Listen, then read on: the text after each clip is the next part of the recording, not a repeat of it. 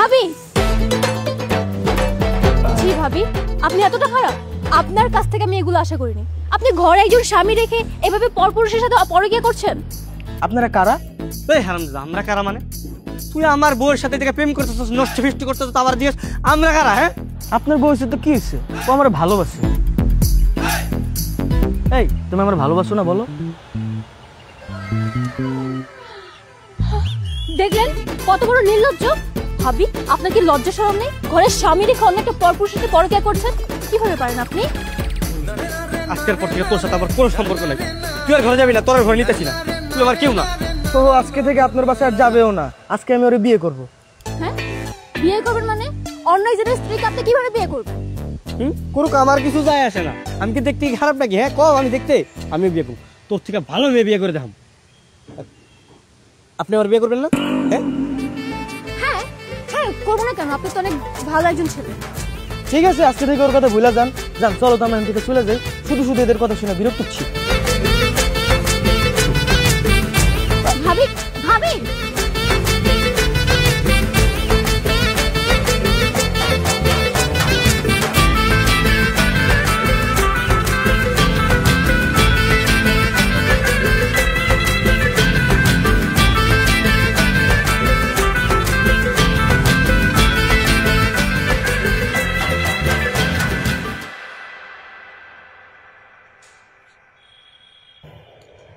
এখনো বাসায় ফিরিনি তাই না?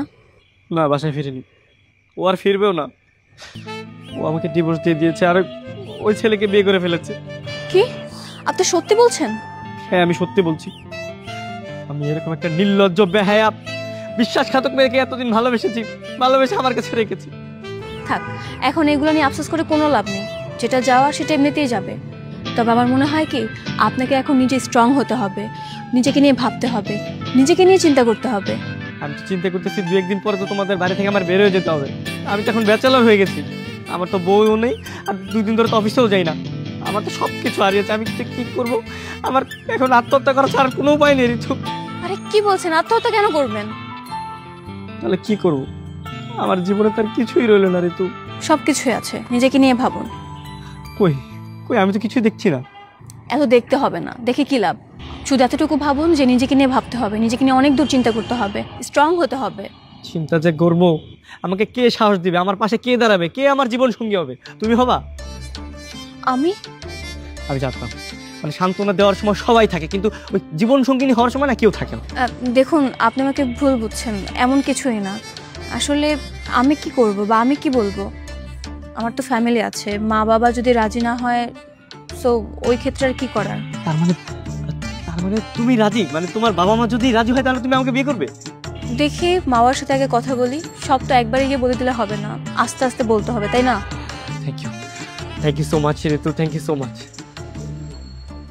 এসব তুই কি বলছিস মা? ওই বোবা মেয়েটা পরকীয়া করে চলে গেছে? কি আশ্চর্য জানো, এরকম একটা ভালো স্বামী রেখে কোনো মেয়ে চলে যেতে পারে? বাবা, তুমি কিন্তু আবার ওনাকে তাড়িয়ে দিও না, বেচারা এমনিতেই ডিপ্রেশনে ভুগছে। কিন্তু মা, ওদের মধ্যে যদি ডিভোর্স হয়ে যায় তাহলে তো ছেলেটাকে ব্যাচেলরই বলা যায়। ব্যাচেলর হোক, তাতে প্রবলেম কিসে বাবা? এমনিতেও উনি তো খুব ভালো মনের একজন মানুষ, তাই না? থাকুক না, সমস্যা কিসে? হ্যাঁ থাকুক না। হ্যাঁ মানে এই বিপদের সময় যদি আমরা ছেলেটার পাশে গিয়ে না দাঁড়াই, তা ছেলেটা কোথায় যাবে বলো তো? আচ্ছা ঠিক আছে, থাকুক, সমস্যা নাই। জানো বাবা, উনি তো এমনিতেই সুইসাইড করার চিন্তা ভাবনা করতেছিল। বলিস কি? আমি তো বুঝে শুনে এ পর্যন্ত টিকে রেখেছি, কখন যে কি করে ফেলে বলা যায় না। সে কি, এ তো ভয়ঙ্কর কথা। খবরদার এসব কাজ যেন না করে। হ্যাঁ তুই তোকে বুঝিয়ে শুনে ঠিক রাখিস, কারণ আজকাল ছেলে পেলে বলা যায় না কখন কি করে ফেলে। হ্যাঁ বুঝাস কিন্তু ঠিক মতো। তুমি কি সত্যি সত্যি আমাকে বিয়ে করবে? মানে মন থেকে বলছো তো? একদম মনের গভীর থেকে বলছি। পৃথিবীতে তোমার মতো আরেকটা মেয়ে পাওয়া যাবে না। তার মানে পৃথিবীর সকল মেয়েকে চেক করা হয়ে গেছে?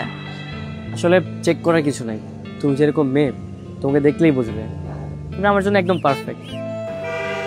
কিন্তু আমার বাবা মাকে কি করে রাজি করাবো আমি বুঝতে পারছি না। কি রে, তুই এখানে কি করস? এই আমার বোন কই? আমার বোনরে তুই কি করছস? তোর এত বড় সাহস তুই আমার তুই করে বলতেছ? এই তোর বোন কই গেছে আমি কিভাবে জানবো? আমার বোনরে রাইখা তুই অন্য মেয়ের লগে প্রেম করতাছস? হারামজাদা। ওই হারামজাদা এই জায়গায় কি করতেছো? তাইলে আমি এই জায়গায় নাই কি করবো? কালকে সারা রাত আমি স্টেশনে ছিলাম, এমনকি আমি রাস্তায় রাস্তায় থাকবো। পুরা পটায় ফেলাইছে বুঝছ নাই? মানে আরেকটু বড় বাসায় যাও, তোর আব্বা আম্মারে পড়াইতে পারলে মনে কর যে বিয়া ফাইনাল। তুই একটা কাজ কর, কষ্ট মষ্ট করে 2 দিন আর কয়েকটা দিন একটু হোটেলে থাক প্লিজ। হোটেলের ভাড়া কত তুই জানো? বাবা তোর যা ভাড়া লাগে, 70 টাকা লাগে, সব আমি নিব।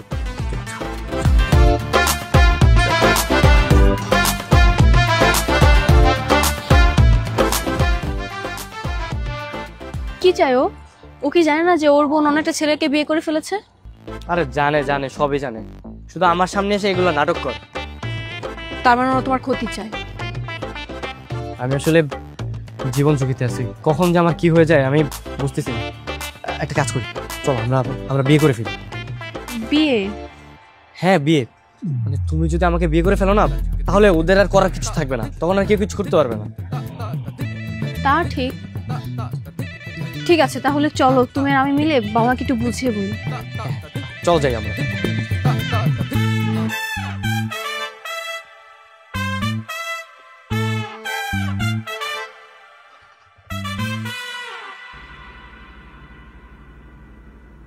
গ্রামের বাড়িতে তোমার কে কে আছে?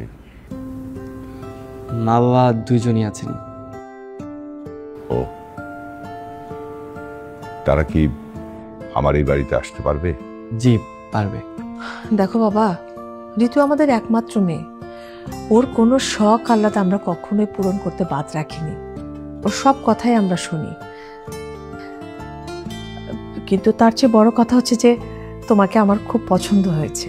তুমি খুব ভালো ছেলে। আমার একমাত্র মেয়েকে আমি কোনো ডিভোর্সি ছেলের সাথে বিয়ে দেব এটা কখনোই ভাবিনি, কিন্তু তুমি খুবই ভালো ছেলে, তাই আর আমি মানা করতে পারছি না। বাবা আমি নাস্তা নিয়ে আসি। ওই তো বাচ্চা পেয়েছে আপনি। তাহলে কি আমি আমার মা বাবাকে আসতে বলবো? হ্যাঁ, আসতে বলো। ওর তো কোনো ভাই বোন নেই, এই বাড়িটা কিন্তু ওর নামে। সো বিয়ের পরে কিন্তু তোমার এখানেই থাকতে হবে, ঠিক না? তুমি কিন্তু কোথাও যেতে পারবে না। আমার কোনো সমস্যা নেই, তাছাড়া তো আমি পাশেই চাকরি করি, আমার এখানে থাকতে কোনো আপত্তি নেই। আচ্ছা ঠিক আছে, তুমি তোমার বাবা মাকে আজকে কল করে আসতে বলো। ওরা যদি মত দেয় তাহলে তোমাদের বিয়ের কাজটা আমি ঢাকায় সেরে ফেলবো। জি অবশ্যই।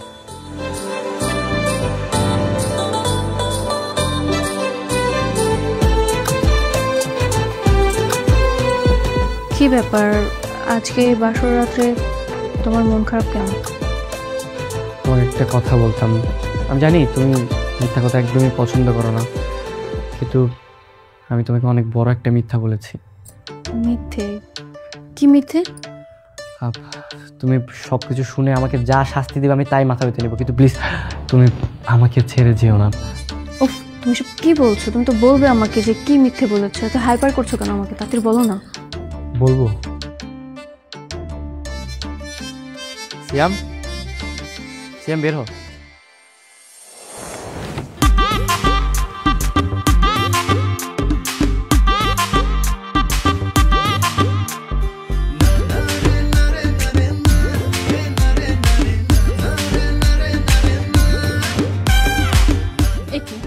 ও ও এখানে কেন? তার মানে তুমি আমাকে মিথ্যে বলে আমাকে বিয়ে করেছো?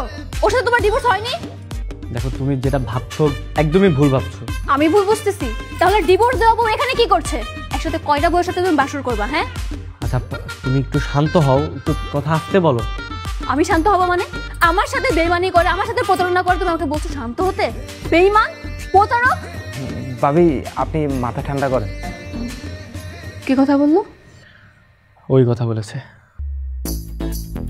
ও বলেছে মানে ও না বোবা? না ভাবি আমি বোবা না। তো পুরো ছেলেদের কণ্ঠ। আসলে সিয়াম আমার ফ্রেন্ড। সিয়াম, এগুলো সব খুল। আসলে আমরা দুজনই ব্যাচেলার। আমরা তোমাদের বাসায় রুম ভাড়া নিতে আসছিলাম, কিন্তু তোমাদের বাসাতে ব্যাচেলার অ্যালাউড ছিল না, যেই কারণে বাধ্য হয়ে আমাদের ওকে আমার ওয়াইফ হিসেবে সাজিয়ে নিয়ে এসেছিলাম। আর তারপরে তোমার সাথে আমার প্রথম দেখাতে আমি তোমাকে ভালোবেসে ফেলি, যেই কারণে তোমার সাথে এত বড় একটা মিথ্যা কথা আমার বলতে হয়েছে। তার মানে তুমি আনমেরিড ছিলে? হ্যাঁ, আর তুমি আমার প্রথম স্ত্রী। আসলে ভাবি, আমার বন্ধু প্রথম দেখাতেই আপনাকে পছন্দ করেছিল, তবে আপনি মিথ্যা কথা পছন্দ করেন না বিদায় সে আপনাকে বলার সাহস করে। জীবনে প্রথম কোনো মিথ্যা কথা আমার এত ভালো লাগলো। আচ্ছা ভাবি, অনেক রাত হয়েছে, বন্ধু তোরা থাক।